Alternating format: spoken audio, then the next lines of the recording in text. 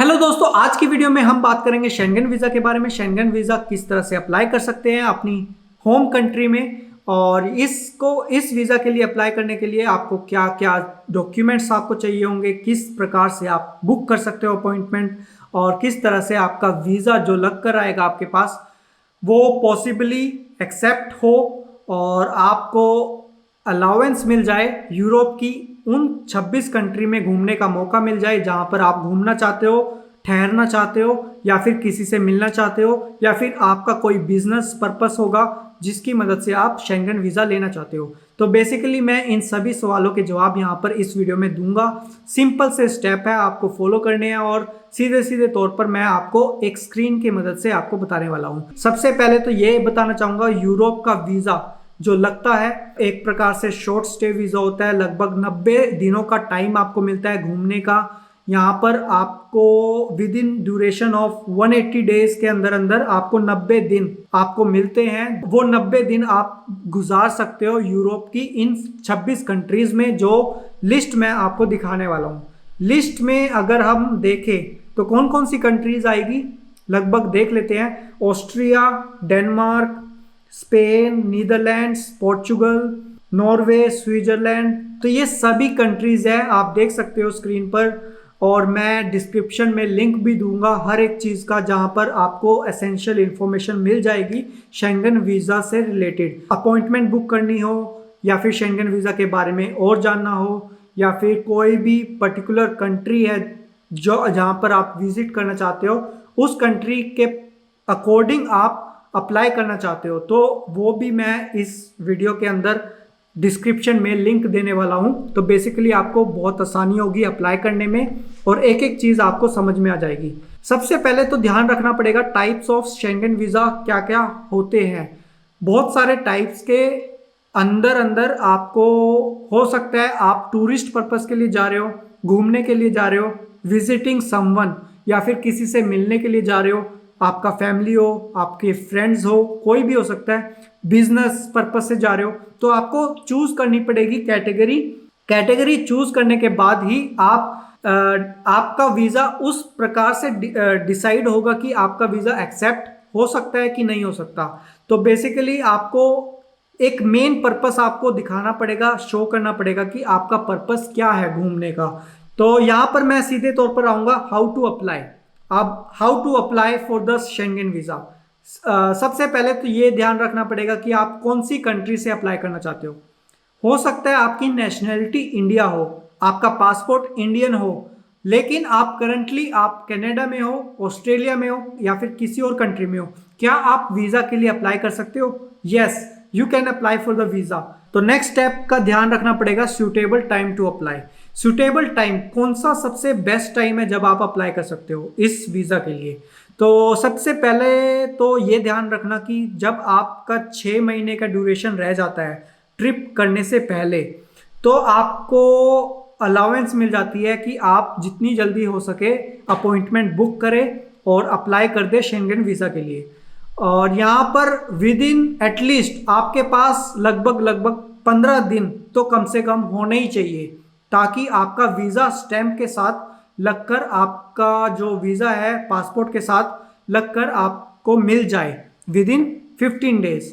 तो मैं ज़रूर ये कहूँगा कि आपके पास कम से कम 45 डेज एटलीस्ट आप बचा कर रखो, उससे पहले पहले ही आप अप्लाई कर देना इस वीज़ा के लिए, वरना मुश्किल खड़ी हो सकती है। वरना आपका जो वीज़ा है वो शायद रिजेक्ट हो जाए, या फिर हो सकता है आपका जो वीज़ा एक्सेप्ट अगर होता है तो लेट हो सकता है।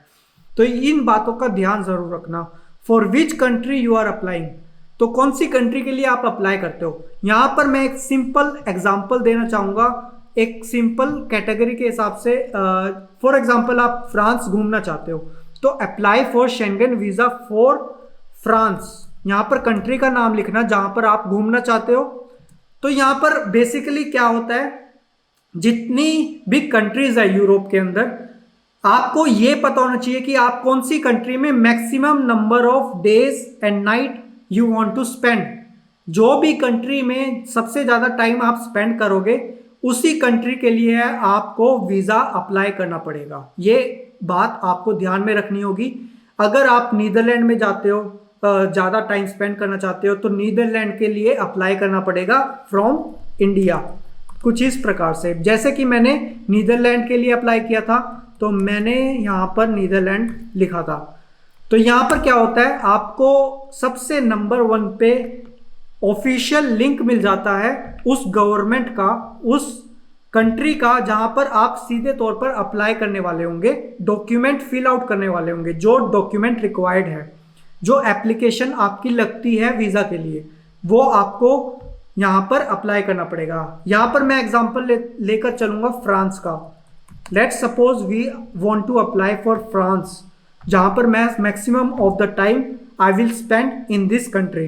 तो फ्रांस में वीजा के लिए मैं यहां पर सिंपल से स्टेप फॉलो करूंगा। गैदर इंफॉर्मेशन, अपने हिसाब से, अपने सिचुएशन के हिसाब से इंफॉर्मेशन गैदर करूंगा, जैसे कि मेरा पासपोर्ट, मेरी इंफॉर्मेशन, मेरी इनकम, मेरा फॉर एग्जांपल मेरा स्पॉन्सरशिप अगर है, फॉर एग्जांपल मेरे पेरेंट्स मेरा खर्चा उठाएंगे, या फिर मैं खुद का अपना खर्चा खुद उठाऊंगा, तो मुझे स्टेटमेंट देनी पड़ेगी।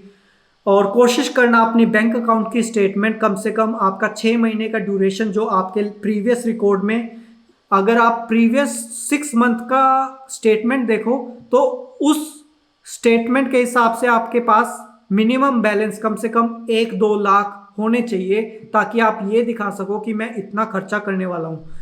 यहाँ पर एप्लीकेशन दूसरे स्टेप पर आप फॉलो करोगे, fill out your online application. फिर आपको 3rd नंबर पर बुक योर अपॉइंटमेंट करनी पड़ेगी, यहाँ पर आपको सबमिट करनी पड़ेगी फाइल। फिर आप ट्रैक करोगे where you need to apply, कहाँ पर आप अप्लाई करोगे, कहाँ पर आप सबमिट करोगे अपनी फाइल, वो करोगे आप एम्बेसी में या फिर वीज़ा सेंटर में। अगर मैं यहाँ पर सर्च करूँ इंडिया में, इंडिया के लिए ये वेबसाइट बहुत यूज़फुल है अगर आप अप्लाई करना चाहते हो शेंगेन वीज़ा के लिए।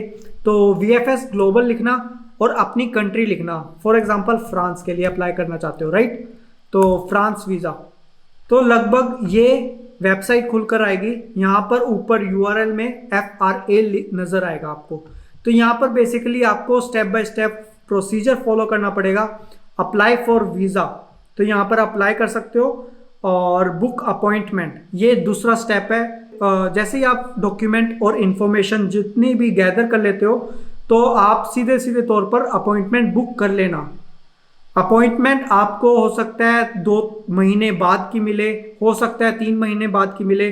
तो आपको ध्यान में रखना होगा आपके पास इनफ ऑफ द टाइम हो कि आप अपॉइंटमेंट बुक करो जल्दी से जल्दी और अप्लाई कर सको।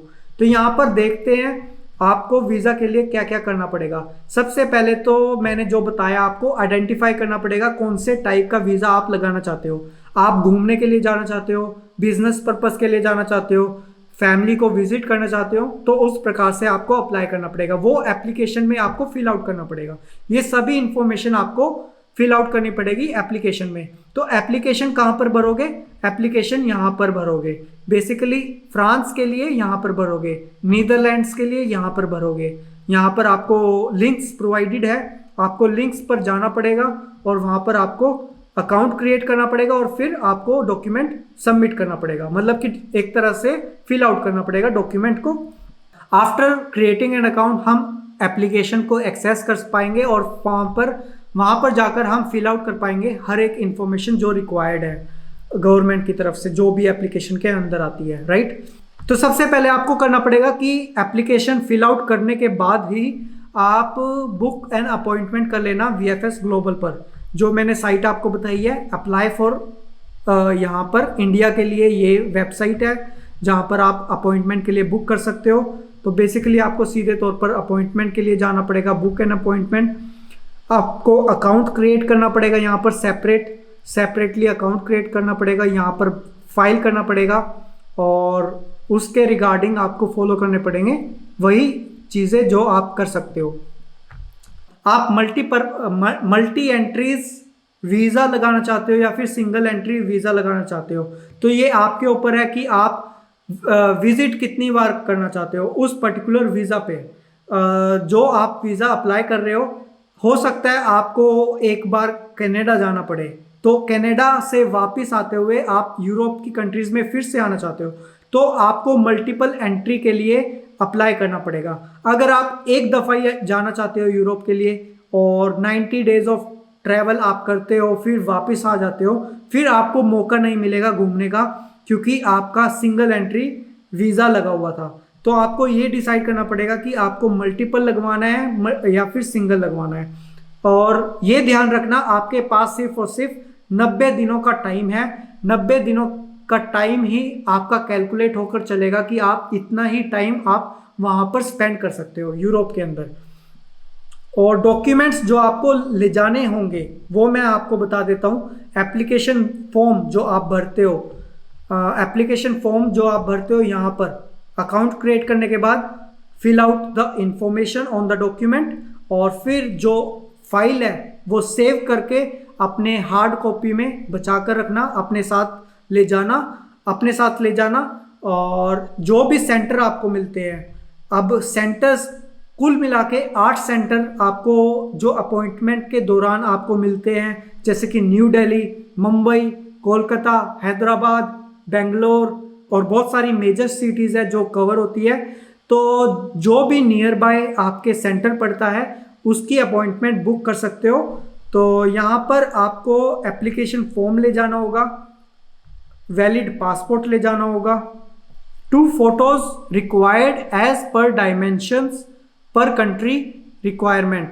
मतलब कि डायमेंशंस आपको रिक्वायरमेंट एक कंट्री देती है। जैसे कि नीदरलैंड के लिए अगर मैं नीदरलैंड के वीज़ा के लिए अप्लाई करता हूं तो यहाँ पर मैं photo dimension for Netherland visa अगर देखता हूं तो डायमेंशन नीदरलैंड की लगभग कुछ इस तरह से है। ये पर्टिकुलर ध्यान आपको देना पड़ेगा, इसी डायमेंशन के अकॉर्डिंग आपको फ़ोटो खिंचानी पड़ेगी, और जो फ़ोटो आप खिंचाते हो उसकी हार्ड कॉपी आपको साथ में ले जानी पड़ेगी वीज़ा सेंटर पर। तो यहाँ पर कुछ इस तरह से आपको देखना पड़ेगा कि किस डायमेंशन के अकॉर्डिंग आपको फ़ोटो चाहिए होगी।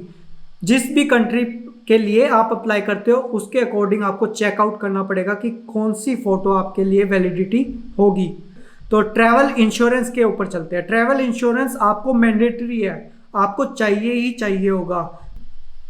तो मैं एक पोर्टल बता देता हूँ इंडियंस के लिए, रिलायंस डिजिटल शेंगन वीज़ा। जैसे ही आप Reliance digital Schengen visa apply करते यहाँ पर देखते हो तो बेसिकली इसका खर्चा देखते हैं कि इसका खर्चा कितना पड़ेगा शेंगन वीज़ा के लिए। तो शेंगन वीज़ा के लिए आपको इंश्योरेंस लेना ही लेना पड़ेगा, और इसका खर्चा लगभग आपको एक पर्सन का यहाँ पर जो रिलायंस देता है वो है लगभग 2500 एक पर्सन का। अगर 2 जने हैं तो उसका लगभग 5000 लग जाएगा, लगभग 5 से 5500। अगर मैं यहाँ पर आपको करके दिखाऊं, इंडिविजुअल का लेकर चलते हैं। नंबर ऑफ डेज ट्रैवल कितने कर रहे हैं, हो सकता है हम 80 डेज ट्रैवल करें, राइट। तो यहाँ पर 80 डेज रख देते हैं। फरवरी 1990 जो भी आपकी डेट ऑफ बर्थ है वो कर दो, यहाँ पर 4 लिख दो, और शेंगन वीज़ा के लिए मैं अप्लाई कर रहा हूँ, राइट। तो बेसिकली यहाँ पर अपनी ईमेल आईडी दे दो, कुछ इस तरह से दे सकते हो। और यहाँ पर नंबर लिख देना, अपना फ़ोन नंबर, और यहाँ पर चेक करो। जैसे ही आप चेक करते हो यहाँ पर, तो यहाँ पर आपको खर्चा नज़र आएगा। ये एक पर्सन का खर्चा नज़र आ रहा है मुझे 1974, ये एक पर्सन का, जो कि 80 डेज के लिए वैलिडिटी है। तो इस प्रकार से आपको अप्लाई करना पड़ेगा ट्रैवल इंश्योरेंस के लिए। तो आप यहाँ से भी बाय कर सकते हो, और या फिर आपको जब अपॉइंटमेंट बुक करते हो यहाँ पर भी आपसे पूछा जाता है कि अगर आप ट्रैवल इंश्योरेंस यहाँ से इनकी तरफ से लेना चाहते हो तो आपको मेक श्योर आप ले लेना ये ज़रूर, क्योंकि इसके बिना आपको वीज़ा मिलना बहुत मुश्किल है, ना ही आपको मिलेगा ही नहीं इसके बिना वीज़ा। तो ये आपको डॉक्यूमेंट तैयार रखने पड़ेंगे। और फ्लाइट टिकट्स, हो सके तो अपनी फ़्लाइट टिकट्स बुक कर लेना पहले ही। जैसे ही आपकी अपॉइंटमेंट आती है आप फ्लाइट टिकट्स उसकी हार्ड कॉपी रखना और जब आपको डॉक्यूमेंट सबमिट करने हो उनके साथ आप अटैच कर देना अपनी फ्लाइट टिकट्स। अकोमोडेशन प्रूफ, साथ के साथ अकोमोडेशन प्रूफ भी यहाँ पर दिखाना पड़ेगा कि आपने कौन सा होटल या फिर कौन सी जगह आपने बुक कर रखी है या फिर कहाँ पर आप ठहरने वाले हो, कौन खर्चा उस पर्टिकुलर प्लेस का देगा। तो ये सभी चीज़ें आपको दिखानी पड़ेगी। और फाइनेंशियल प्रूफ लास्ट में, और बहुत इंपॉर्टेंट चीज़ जो मैं बताना चाहूँगा कि 6 मंथ्स ट्रांजैक्शन अराउंड 2 lakhs और स्पॉन्सरशिप, कम से कम आपके बैंक अकाउंट में पिछले 6 महीने के दौरान, जो पिछले 6 महीने में आपका बैंक अकाउंट आपके बैंक अकाउंट में कम से कम 2 लाख रुपए होने चाहिए, ताकि आप वो एक फाइनेंशियली प्रूफ के तौर पर आप दिखा पाओ कि आप खर्चा निकाल सकोगे जब भी आप ट्रिप करने वाले हो, टूर करने वाले हो। कोशिश करना अपने सारे के सारे डॉक्यूमेंट्स वेल प्रिपेयर्ड हो और अच्छे तरीके से आपने मैनेज कर रखे हो। तो ये ज़रूर ध्यान रखना। इंटरव्यू के लिए जब आप जाते हो तो आपको कंसुलर के साथ 15 से 10 मिनट का टाइम मिलेगा, जब आपसे कुछ क्वेश्चंस रिगार्डिंग योर एप्लीकेशन पूछे जा सकते हैं। ध्यान रखना, जितने भी आपने रीजंस दिए हैं, जितने भी आपने पर्पस दिए हैं घूमने के लिए, अपनी इंफॉर्मेशन दी है, वो सभी करेक्ट हो, वो सभी सही हो, और अपनी एग्जैक्ट इंफॉर्मेशन के साथ अपने इंटरव्यू में वही बातें बोलनी है जो आपने डॉक्यूमेंट के अंदर लिखी हुई है, ताकि वो कंसुलर, वो जो इंटरव्यूअर है आपका, वो मैच कर सके इंफॉर्मेशन कि ये व्यक्ति बिल्कुल सही है और ये एक वैलिड जेन्युइन पर्पस है उसके घूमने का। तो ये आपको ध्यान रखना पड़ेगा इंटरव्यू के दिन। जैसे ही आप डॉक्यूमेंट को सबमिट करवा देते हो और एक एक चीज़ को आप करवा देते हो सबमिट, और डॉक्यूमेंट के साथ साथ आपका पासपोर्ट भी लिया जाएगा, जो आपको लगभग 10 से 15 दिनों के बाद आपको मिलेगा वो पासपोर्ट। और जो पासपोर्ट आपको मिलता है वो वीज़ा के स्टैंप के साथ मिलेगा। अगर आपके ये सारे डॉक्यूमेंट्स सही तरह से वैलिड हो तो आपको इजीली वीज़ा ये मिल जाएगा। जो वीज़ा के खर्चे की बात करूं तो लगभग 12,000 नीदरलैंड, जो नीदरलैंड की साइट है वो 12,000 लगभग खर्चा है इसका। अगर मैं आपको यहाँ पर दिखाऊं इसका खर्चा, तो यहाँ पर इंडिया कंट्री चूज़ करता हूँ, मैं यहाँ से अप्लाई कर रहा हूँ, तो यहाँ पर मुझे खर्चा दिखा देंगे ये। तो यहाँ पर लगभग 11 से 12,000 तक का मेरा खर्चा लगेगा। तो इसी प्रकार से आप अपनी कंट्रीज, जो भी कंट्री विजिट करोगे, जो भी ज़्यादा से ज़्यादा टाइम स्पेंड करोगे, तो उस प्रकार से आपको देखना पड़ेगा कि कितना खर्चा आपका लगेगा। एम्बेसी में वीज़ा एप्लीकेशन वीज़ा एप्लीकेशन पे कितना लगेगा, और मैंने आपको बता ही दिया ट्रैवल इंश्योरेंस का खर्चा कितना लगेगा पर पर्सन। लगभग 2,500 से 3,000 पर पर्सन लगेगा आपका खर्चा वहाँ पर। तो कुल मिला के अगर मैं खर्चे की बात करूँ, एक बंदे का 20,000 लगभग आपका खर्चा आ ही जाएगा।